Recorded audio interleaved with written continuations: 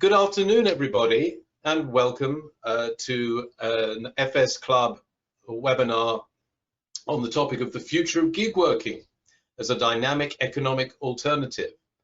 And I'm delighted this afternoon to be joined by David Craddock, who's the founder and director of David Craddock Consultancy Services. My name's Ian Harris. For those of you who don't know me, I'm one of the founder directors of the Zien Group, and it is an absolute pleasure to introduce David to you.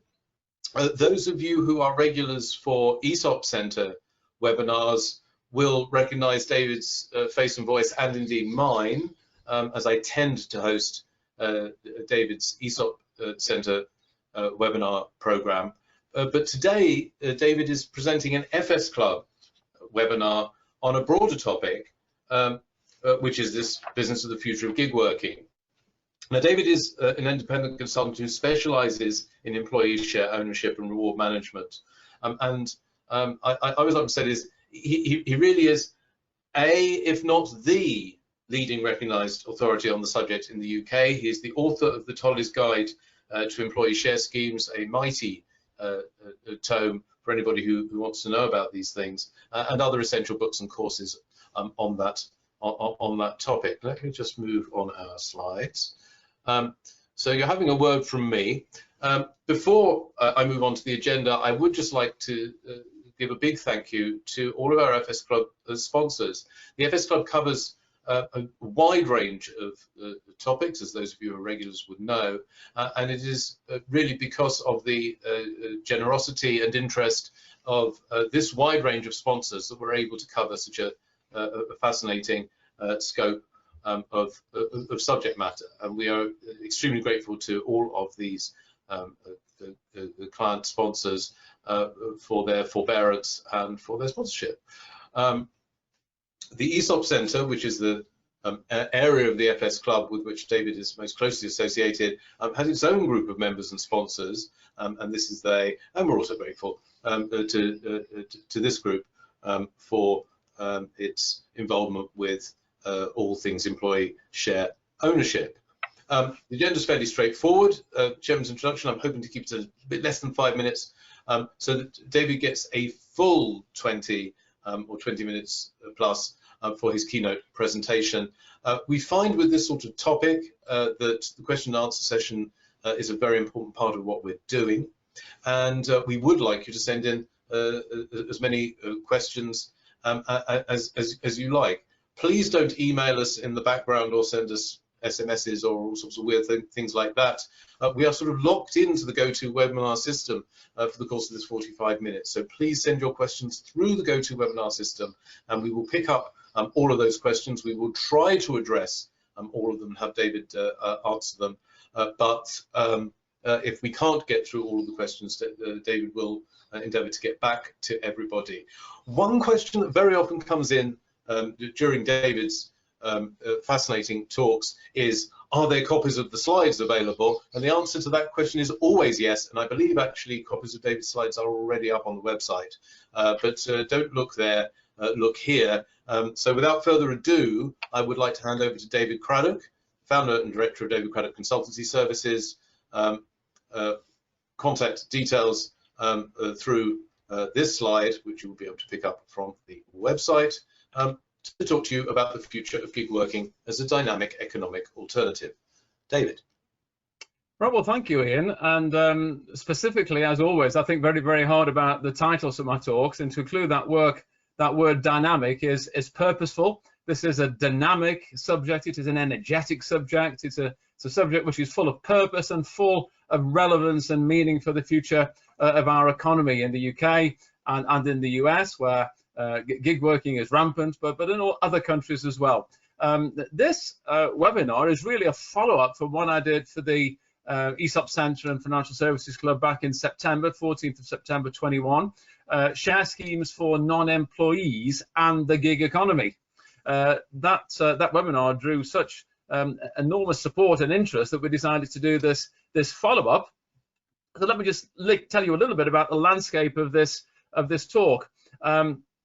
It's really, you know, you've heard about the football match, which is a game in two halves. Well, this is a webinar in 3 1/3. The first third and the last third are primarily about economics, which I seek to understand and seek to explain in the most understandable way possible. And the middle third is related to legal, contrast between UK and US case law and how that's working out in practice. All my webinars, I fill the slides with lots of copious detail. The reason for that is so that you can go back and read them at your leisure, and so you've got a sort of mini manual to refer to when you want to refresh your memory on anything that I've said, or indeed identify points that you want to address with me further by email or whatever form of correspondence you choose.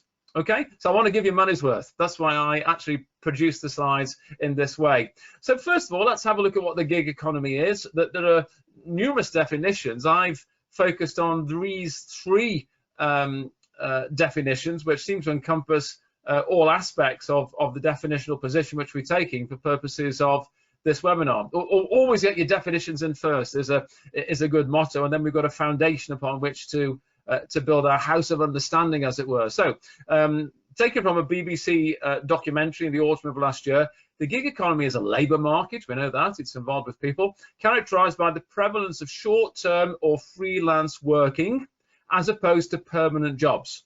It's a work that does not have the characteristics of employment, such as pension arrangements or holiday pay or sick pay. So it doesn't have the badges of employment. The second definition is taken from a study which was conducted jointly by the Institute of Employment Studies and the Department of Business, Energy and Industrial Strategy of the British government. The gig economy involves exchange of labour for money between individuals or companies via digital platforms. And as we work through the presentation, one of the points I will be emphasizing at various junctures is that digital platform, that access to technology, the advancement of technology, if you like, is one of the key factors that facilitates the ease with which a gig economy can operate within an advanced Western democratic economic system. So via digital platforms that actively facilitate, there's the word, matching between providers and customers on a short-term basis and payment by task basis. Okay, so essentially we're looking at a gig worker being paid by the particular task for which they contract to undertake, rather than by a long-term job type remit. And then this definition, which is taken from Gig Economy Statistics 2021 and Industry Report, the gig economy is a large and growing section of the working population where short-term flexible workers are paid on completion of tasks known as gigs, instead of being paid for the amount of time they work. Okay, let's go to the next slide. This is some key statistics on the gig economy in relation to the UK. So let's pull out some of the key statistics. Halfway down the page, you'll see 48% of gig workers in the UK have a full-time job. 71.5% of gig workers, it makes up less than half their income. So the indication in the UK is that in the main, it's supplementing existing work. Though that's not always the case. That is not always the case. And there is a sizable proportion of the population of the UK, the working population of the UK, for whom their only type of work endeavour, work involvement, is gig working. And I've identified that key statistic there. 31.5% of the UK's gig workers aged 16 to 24, while some 16 to 4% aged 25 to 34. So we're looking at primarily the precinct for a younger generation, although that is not to say that gig workers are not found within every age group. Okay, let's go on to the next slide. So we've got here some key stats from the US in relation to the gig economy, and you can see there's a markedly higher percentage of people involved in gig working. The Gallup Statista research established that around 36% of UK workers are part of the gig economy, either as a primary job or as a secondary job. And the indication from the US Bureau of Labor in the US is that there are 55 million gig workers in the US in 2017, and the most recent figures that I have access to, which was from the most recent reliable figures, shall I put it that way, which I have access to, go to the start of the pandemic, where just before the pandemic started, it was up to 57.3. So increasing at a pretty strong rate. The gig economy index indicates around 40% of US workers generate 40% of their income from freelancing. Some choosing to opt for gig working lifestyle because it suits them. They want the freedom and the independence that it offers. Others because they're forced into gig working to supplement income from regular work. And there started to emerge some evidence, which was alerted to me last night, in fact, through an American TV program, which I was watching overnight, that individuals who have resisted the vaccine mandate and left their employment or been forced to leave their employment are embracing the gig economy. So we expect an acceleration in this trend in the US, and if the gig economy keeps growing at the rate at which it has done in recent years in the US, then more than 50% of the US workforce will be participating in gig working by 2027, a position that's reinforced by the Intua 2020 report on the future of gig working that indicates that more than 80% of large companies, that's a massive statistic, plan to change their recruitment strategies to utilize more non-traditional methods. We are, in my belief, and it's my belief as a learned economist, though it's not a position shared by all economists, certainly not university-based economists, although I'd probably get support from the economists who write for the Financial Times and The Economist, that we are in a sea change with regard to the economic landscape of the Western world and indeed the whole globe, for a whole multifarious array of factors, which could be the subject of another webinar. But let's carry on with this webinar for now, because it is a fascinating subject. The next slide. We're looking broadly at three areas for the gig economy: freelancing, part-time working, and independent contracting. Okay, all three elements on the rise, especially through the major gig employers. We're looking there at the delivery companies in the main, but other companies as well: Uber, Lyft, DoorDash, Instacart, Postmates, Turo, Fiverr, such that there's both an upward demand for gig working jobs and also an upward supply for gig working jobs. So in economics, of course, we establish the price where demand meets supply, and how that demand compares with supply will determine the price of gig working labor, what the gig workers can charge, and what their wealth potential is from working within the gig economy. However, for the gig workers, it's not just price, it's not just the money. The lifestyle factors are especially important, and part of that sea change in the economic landscape is geared to that factor. The pandemic has focused the minds of many individuals within the Western economies. What do they want from their life? What's their work-life balance? What are the priorities for them? Not just in terms of work, but in terms of time with family, pursuing hobbies, maybe achieving a lifelong ambition, whatever it might be, climbing a mountain or whatever. Well, the reality is that for the companies to work with gig workers, this is a very, very important point indeed, to work with gig workers is always a cost saving, because there's no employment on costs which are associated with employing the traditional type of employee. Very important point again, the rise of gig working is facilitated by advances in technology. It enables the market to reach the gig worker, and the gig worker to reach the market. It enables that fusion to take place, such that they strike a deal and the gig worker embarks upon the gig. And it gives that flexibility that is so much sought after by those who are seeking to change their lifestyle through entry into the gig economy. So the gig economy it is truly a free market system. It allows immediate response by both the gig workers and by the company in terms of offering the work and receiving the work, pursuing the work, and then finding outlets for work. And this contributes, of course, to reducing the distortions in the US labor market. It eliminates wasted time and energy. There's no real office politics involved, which in itself can be a wasted time and energy in a big company. And of course, it reinforces what is already there in the US, this really high capacity for mobility of labor. Why don't we have that in Europe?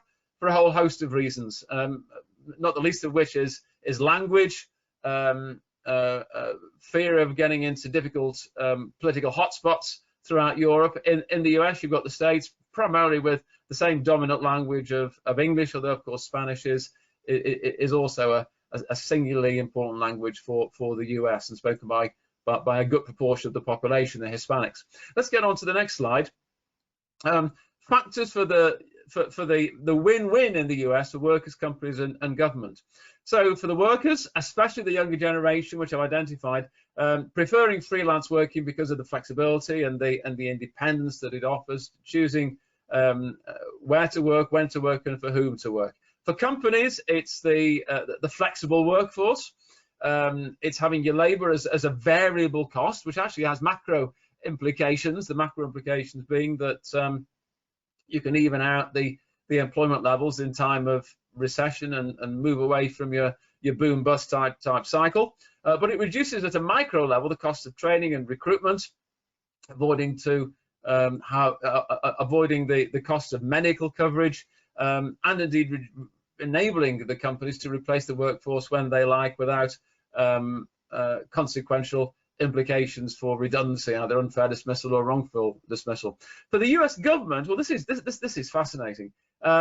Constant and continual turnover of completed jobs, together with the impact of the velocity of circulation of money, depending on how fast gig workers get paid, and the indications are that gig workers get paid in advance, as a general rule of thumb, get paid in advance of other creditors. That's not always the case, but the trends indicate that is the case. So with that continual turnover of jobs, you've got the opportunity for increased tax revenues for the government in terms of volume, okay, even potentially with a lower tax rate, provided the disciplines of tax collection are strong. So some very, very interesting factors which underpin the advantages for the government, which might be why the government will short, medium, and long term have a reluctance to tamper with the gig market.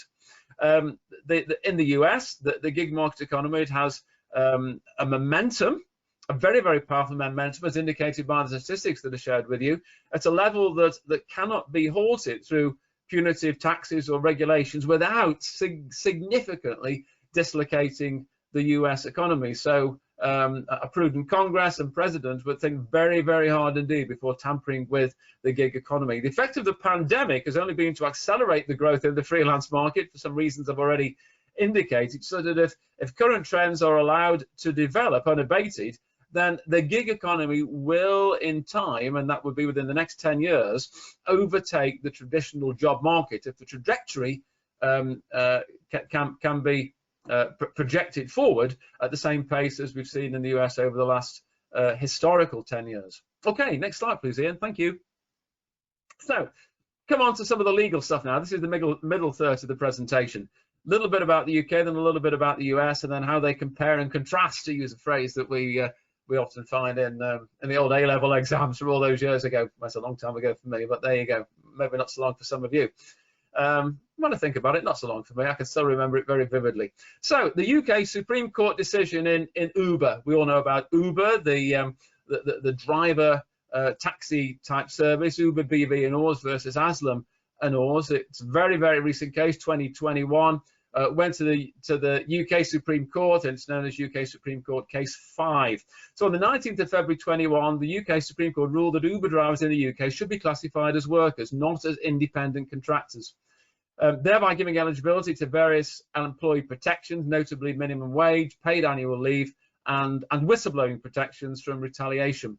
The decision was influenced very, very significantly by a 2011 decision, Autoclass Limited v. Belcher, United Kingdom Supreme Court Case 41, under which it's established that agreements must reflect reality, and if they don't, then reality will be superimposed upon the arrangement. So the Supreme Court in the UK, over the Uber case, it made reference to the level of control that Uber exercised over its drivers, and that was a very, very significant factor indeed in coming to its decision. That said, come 1 month later, 16th of March 21, Uber stated that it intended to violate the Supreme Court ruling by only paying drivers the minimum wage while driving and not when available for work. Let's go to the next slide. So here we're now looking at the lead case, a landmark case, again, in the US, the California Supreme decision in Dynamex versus Superior Court of Los Angeles, 2018, where the judgment stated that California must be presumed to be an employee unless the employer could prove various conditions. And again, we're really concerned about control. That's the dominant factor. The key point to take away is that these conditions are worker friendly on the basis that they would make gig workers employees and therefore eligible for various benefits under Californian law. Okay. Furthermore, in 2019, the following year, the California legislature, in each state they have a sort of mini Congress. That's what I mean by the California legislature. Passed Assembly Bill 5, the law known as AB 5, which codified this threefold test from the Dynamex case into California law. The major companies who contract with gig workers, though, chose to ignore AB 5. Why? Because they don't want the costs of the employment costs of actually employing people through formal contracts of employment. Let's go to the next slide. So on this next slide, Ian, yes, we come up against Proposition 22, and this was essentially a referendum type arrangement orchestrated by the app-based ride sharing and delivery companies. Uber, again, being a lead company, but also Lyft, DoorDash, Instacart, and Postmates. They created a ballot, and under California Proposition 22, it went far beyond simply asking for an exemption, and that it actually also provided for various benefits for gig workers, although short of the full set of employment benefits. So effectively, it was looking for a compromise position. Yeah, looking for a compromise position. So that, for example, there's a guaranteed minimum earnings for periods when actively working, but not when waiting to do work. Yeah, there's medical costs and some lost income for drivers hurt while driving or waiting, but not as great as it would be if it was medical benefits for an employee. So you see what I'm saying, how it's a sort of hybrid type arrangement. So Proposition 22 prevailed, and the outcome of Proposition 22 is that AB 5 can no longer prevent companies from classifying workers as independent contractors rather than employees. So the companies got their way. How do the employees feel about this? Very, very, very mixed. Some want it to be employed. Some want it to be employed simply because it gives them the employment benefits. Others bathe in the luxury of the flexibility and independence that gig working gives. And there we have a sort of dichotomy, a challenge, if you like, to the gig market. What do they favour? Do they favour employment status, or do they favour the flexibility and independence which comes from genuine gig worker status? Let's go to the next slide. Thank you, Ian. So on this next slide, what are the lessons learned from Proposition 22? Well, the first is that the US can create a compromise. That's often so much a characteristic within the nature of American politics. The founding fathers set up the Constitution to effect compromise, and in the spirit of the founding fathers, a compromise was obtained through Proposition 22. The companies can still benefit through cost savings that derive from the workers being classified as independent contractors rather than employees, but not as big a cost savings as if they were employees. The gig workers given some additional benefits, although not as significant as if they were employed by the company. The original case was actually about the employee status for purposes of employee benefits, but there is this other issue, powerful issue indeed, to recognise that gig workers do actually enjoy flexibility and independence. So there's always this potential contradictory juxtaposition between do they want the employee benefits or do they want the flexibility and independence? A major issue for the gig working. I'm going to show you how in a few moments it does get reconciled into two different groups of gig worker. In practice, the companies are passing the additional costs arising from 22 onto their customers, the cost of the employee benefits to the extent that they're worth. Is there going to be a federal ABS introduced? Okay, California, very significant landmark decision, the fifth biggest economy in the world, bigger than the UK, so very, very significant indeed. But could there be a federal ABS to supplant, if you like, Proposition 22?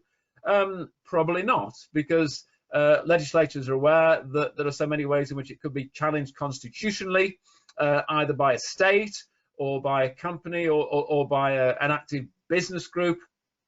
And the current political and judicial commentary indicates that there would be an absence of support for a federal ABS at the US Supreme Court. The US Federal Supreme Court would almost certainly be prepared to listen to that case. They can, of course, choose what they listen to, and almost certainly they'd feel obliged to listen to this case. Let's go to the next slide. Current summary. I just want to emphasise the point about compromise value, because that's something where the UK economy might learn if ever there's a significant challenge to gig working. Anyway, in the UK, the summary position is the outcome of the Uber case is to decide in favour of employment status for that type of worker, whereas in the US, the effect of Proposition 22, contra to Dynamex in Los Angeles and the California law AB5, it's been to create this compromise, this hybrid status for the purposes of rights and benefits attaching to the role of the independent contractor. Although it's state level only, California is a supremely important state, the biggest wealth generator in the nation, so it has to be listened to. But it doesn't create legal precedent for the UK. It creates some sort of legal precedent for the other states in the US, but not the UK. Remember that the gig worker also contains freelancers, one-off gig workers who may operate with multiple customers. So Uber and the Dynamex cases are concerned with multiple cases for one customer. But we also have this other type of gig worker where they have multiple cases with multiple companies. And that's the group which essentially favours the flexibility and the independence and are not really so bothered about the employee benefits. That group tends to have the confidence that they will be able to generate their own benefits from their own income, running their own company, and have confidence in so doing. The Uber type business is essentially a pseudo de facto employee type of arrangement. Very, very different indeed. And that's where you've got the two separate groups. Let's go to the next slide. We're nearly there. Entrepreneurial energy, capitalist narrative, and freedom culture. This is the type of gig worker who does have multiple cases with multiple companies. They're the one person, one owned business, enormous pride in solving their own problems, managing their own business finances. The question arises, of course, do you bring gig workers into an employee share scheme arrangement? Well, if it's an Uber type arrangement or a Dynamex type arrangement, maybe you do. They are, as I've called them, de facto pseudo employees. You know, a rose by under the name is still a rose, as Shakespeare once famously included in his literature. But when it comes to that gig worker who's got multiple cases with multiple companies, well, his share scheme or her share scheme is the shares in their own company or the value of their own business, whether it be a company or a sole trader business. And therefore, the best way to support them from a company is probably not to give them a share scheme, but to give them a profit sharing type arrangement where they can invest in their own investments and prepare for their own future as they choose. The gig worker is supremely the entrepreneur, and that's what lies behind employee share schemes and companies, seeking to create the entrepreneurial instinct while still being in a company for an employee share scheme. Here we've got gig workers who are pseudo-employees. We can therefore have a sort of type of employee share scheme for them within the Uber type arrangement, but within the other category, the gig working, the freelancing, the multiple cases with multiple companies, give them the profit share, let them invest themselves and create their own future. And then we come to this final slide where I've summarized the position. Next slide, Ian, thank you. When will a share scheme be suitable for a gig worker? So this is like formalizing what I've just explained informally. Do you have a customer-focused gig worker, the captain of his or her own ship, multiple cases for multiple companies is how I've summarized it? Or do you have a supplier-focused gig worker, dependence on one supplier for work? That's the Uber type arrangement, the Lyft type arrangement, the Dynamex type arrangement. Much easier to introduce an employee share scheme type lookalike for a supplier-focused gig worker, and a customer-focused gig worker will not necessarily be expected to, will expect to be part of an employee share scheme. But I emphasize the way to reward them and to tie them in with the company, if you want to do that, is profit sharing, a powerful cash profit sharing arrangement. So we go to the next slide as we move up to 4:30. Always try and be on the mark, Ian. My best wishes for your business initiative. If I can help you in any of these subject areas that we advise on: employee share schemes, reward management, share valuation, management buyouts, employee ownership trusts, including EOTs, or investment education, then please contact us and we'll will offer you that expertise and experience you see there between the two stars, for which our business is noted. Thank you very much for listening. I'm always keen now to listen to the questions, so bring them on. Thank you, Ian, and thank you to the audience. Deeply appreciative that you've attended this webinar. David, thank you very much. That was a tour d'horizon of the topic, and I've enjoyed it enormously. And as you might have expected, some of the questions are related to the economics side of this, and some of them are connected more to the legislation or political side of it. I thought maybe best to start with a question that's related to the economics. We've got at least two of those. And it's from Susan in America, who asks, would you describe gig working in economist language as a perfectly competitive market?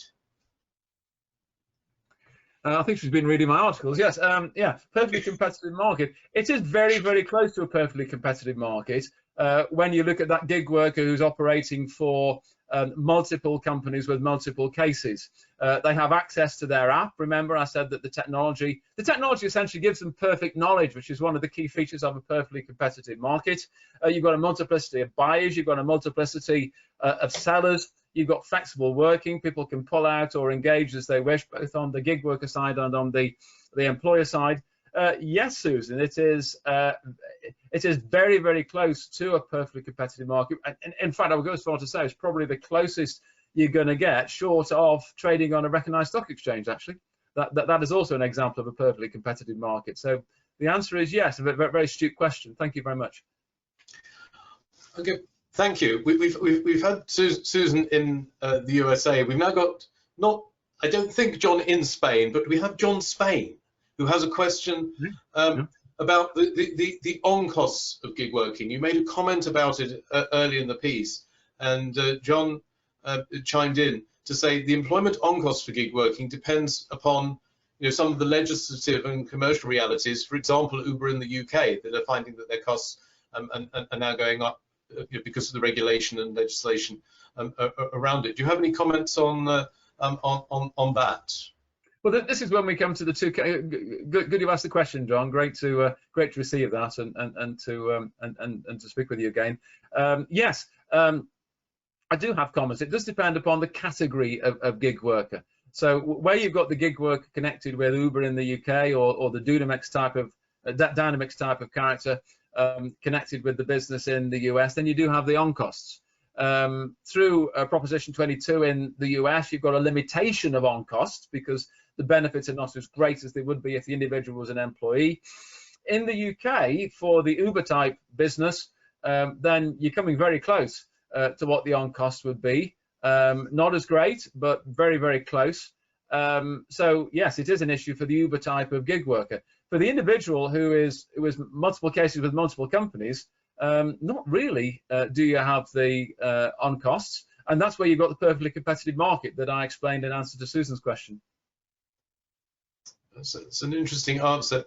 I've got a sort of couplet of questions now. We've had Susan in the USA, we've had John Spain, we've got Fred from France, but also Susan in the USA, because Susan sent in more than one question.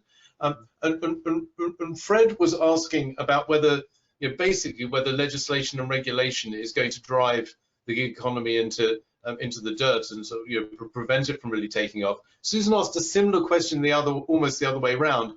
How far can gig working in the USA and the UK expand? Could it ever overtake traditional forms of working? So this could be the topic of an entire webinar, couldn't it? With the gig working. But just a few thoughts on those sort of contrasting ways of framing that question. Yes. In many ways, it is the same question coming at it from the opposite side of the coin for each one respectively. So in answer to Fred, could there be prohibition? It would be very, very short-sighted indeed if the British government sought to actually curtail the expansion in gig working, because it's becoming increasingly evident that it's a very powerful entrepreneurial contribution to the growth of the economy. To curtail it would be necessary to introduce distortions into the labour market, whether it be through taxes or regulations or both. We've got, and I'm always seeking to be as objective as possibly can about different chancellors. We've got a very, very intelligent chancellor at the moment who has made it very, very clear that he doesn't want to damage at all the enterprise elements that exist within the economy. He's made that clear on successive budgets over the last couple of years, and he's quite far-sighted in terms of the plans which he's outlined in order to ensure that he applies by his own dictate. On Susan's question, I think she was saying, can gig working overtake traditional forms of working? Well, there's probably lots of things I could say in relation to that. There will continue to be, probably forever, a requirement for a fixed body of employees within a company. As a company expands, typically that fixed body will increase with it, but I would expect over time, I'm talking about 10, 20 years foresight, the gig working will increase in all aspects of work. It will have different manifestations. It might be a genuinely perfectly competitive gig working type scenario. It might be an increase in part-time working or job sharing, which we've had in the UK for 30, 35 years now. But I anticipate all those hybrid types of working overtaking traditional working at an accelerated rate. There's always the employer control perception. Management like to control matters. The view which I've always taken with my own employees is explain to them what's required. Make sure you recruit well. That's the first thing. Explain to them what's required by the job. Give them guidance and let them go away and develop their own systems, take their own initiative, express themselves, and that brings out the best of them, and they make the best contribution to the company. If more management thought like that, there'd be less of a control factor. But there'll probably always be some sort of critical mass of traditional working. But there is, as I've said earlier, there is, in my view, a sea change in the economic landscape, not just of the UK or the US, but of the whole globe. And we've got another webinar on that if you want it, Ian. The role of China, the developments of Brazil and India, the BRIC countries, all sorts of factors we could talk about there. In fact, I could share my own research on that if you wish, but a 2-minute answer is not the time to be able to do it. Okay, I've got one more question from Susan in the USA, but I'm going to hold that one back for the moment because a couple more questions have come in. Unfortunately, I don't have geographical clues for where these people are.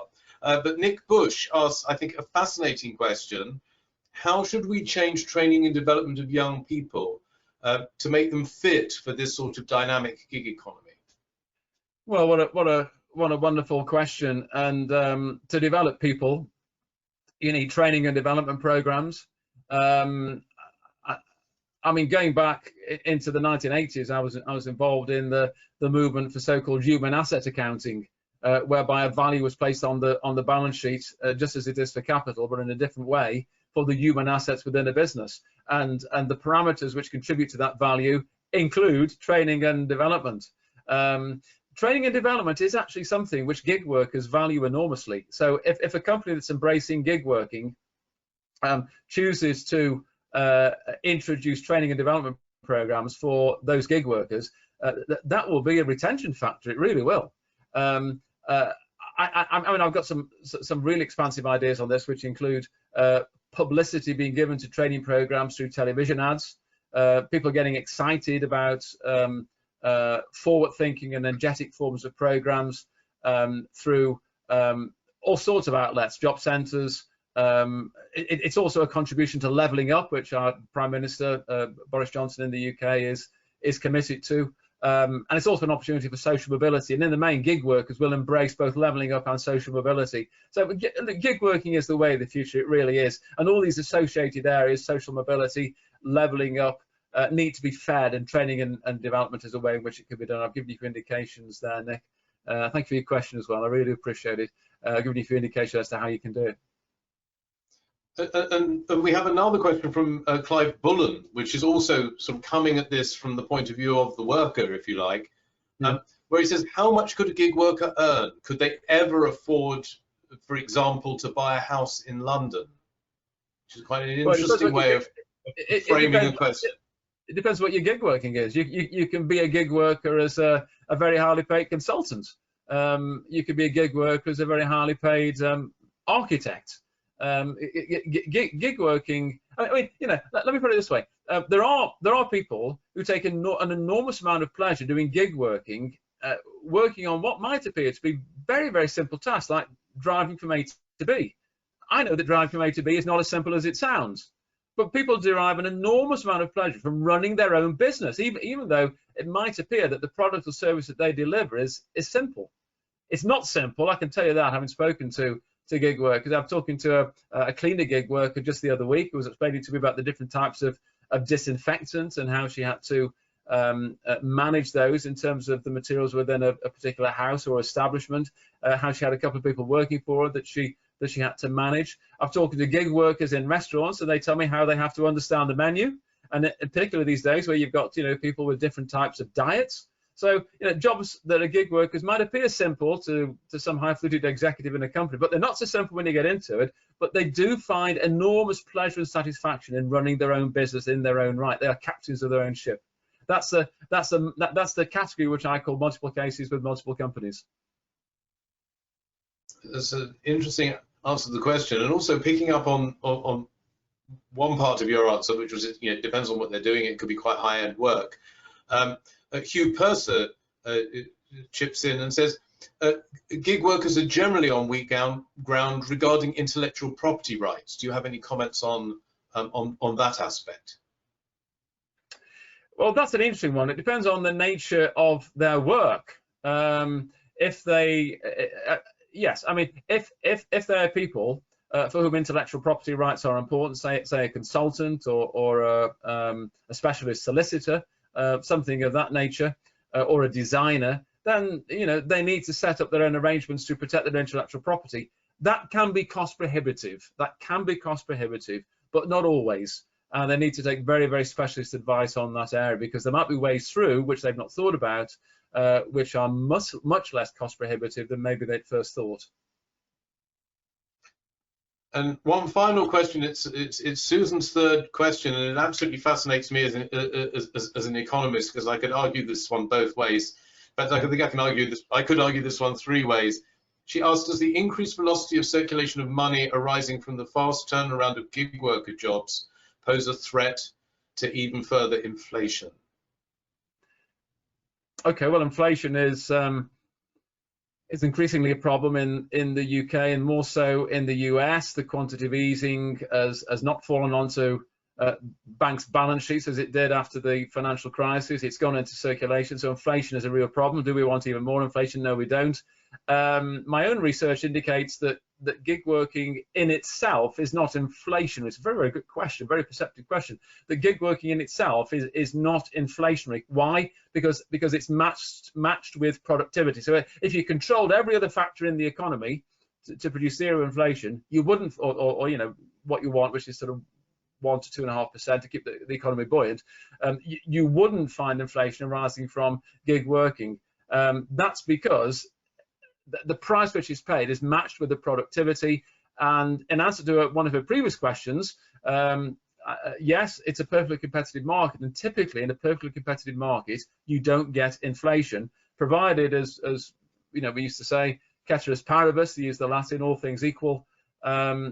Everything else is all things equal, is what I'm saying. Turnaround of, she's predicated her question on turnaround of completed jobs, completed gig worker jobs. It depends on how early those gig workers are paid. As I've said, there is some evidence that gig workers are paid before other creditors. So yes, it can increase the velocity of circulation of money, which is a key parameter in, I don't want to get too technical, but for those of you who do have an economics background, it's one of the 4 key parameters within the quantitative theory of money, Chicago School of Economics, led by Milton Friedman. But in the main, the matching of price with productivity does make, in my view, it's not a view shared by all economists, but it's my view, it does make gig working inflation neutral. But always recognise that there can be other factors which are creating inflation in the economy. And the control experiment, which is not always easy to perform, is to single out which factors are producing the inflation. Yeah, I mean, this one, I would find it very difficult, you know, because I'm also an economist and I'm very much into measurement. I'd find it very difficult to measure this one. You know, how would you run your tests to measure it? And I would question whether gig workers are fast turnaround to a greater extent than traditional workers in the sectors in which gig working has really taken off. So, you know, in restaurants, for example, I remember producing many years ago when I used to run payroll, pay packets to be given cash to the restaurant workers every Thursday, because that's how you paid restaurant workers, because they needed the cash that week. That was very fast turnaround stuff, but they were employees in the old model. So the fact that the gig workers correlate with fast turnaround does not mean that moving towards gig working increases the speed of the turnaround. You know, I need to be convinced about that. Yeah, and I think it is open to debate, and I've been quite careful on how phrase my answer. Indications, I've said we do need more robust evidence. No doubt it will come, because we do have robust evidence on other aspects of gig working, which I've shared with you through the through the statistics. But inflation is gosh, I mean, that's the topic. It's an incredibly complex subject. I mean, for another day, because we've really blown our time, and I must thank lots of people before we go. David, it's been fascinating. As usual, you've generated so many questions, you know, really good questions, and such a good debate. One of the reasons that I really enjoy hosting David's webinars is that we always get a plethora of fascinating questions and a really good debate at the end. I hope that the audience have enjoyed that as much as I have, and I'm very grateful to the audience for your attention and for these wonderful questions. You're one of the groups that I need to thank. The second group that I want to thank yet again is our sponsors, without whom none of this would have been possible. Again, our Financial Services Club sponsors and our ESOP Centre sponsors. And of course, thank you for listening. There is more listening and watching that you can do. On the screen is the list of our upcoming events in the next week or so. I don't need to read everything that's on the slide to tweak your interest. These are all up on our website. If you're thinking, gosh, they do such interesting things and I must have missed some, go up onto the website. All of the past events are up there. There are YouTubes of all of our past events, and now there are podcasts available of all of our past events as well. You just need to go to your favorite podcast app and say the FS Club, and you will find all of them up there. And I have to say, I've been doing a little bit of catch up myself on some interesting ones that I've missed. You can see them on the YouTube if you want to. I find it with a lot of them a little bit easier just to listen to them while I'm making myself a pot of tea and that sort of thing. Well, I don't want to go there. And then, of course, the final thank you must be to David. We can't give you that huge round of applause that you deserve. If we tried to do that, it wouldn't work. But as it's the gig economy, I made this joke last time we talked about this. I know you wouldn't really use my mock Tudor 4-string guitar for a music gig, but we'll have the David Craddock power chords. David Craddock, David Craddock, DC. To say thank you, and once again to the audience, thank you very much for joining us, and we'll see you all again very soon. Goodbye, everybody. Bye.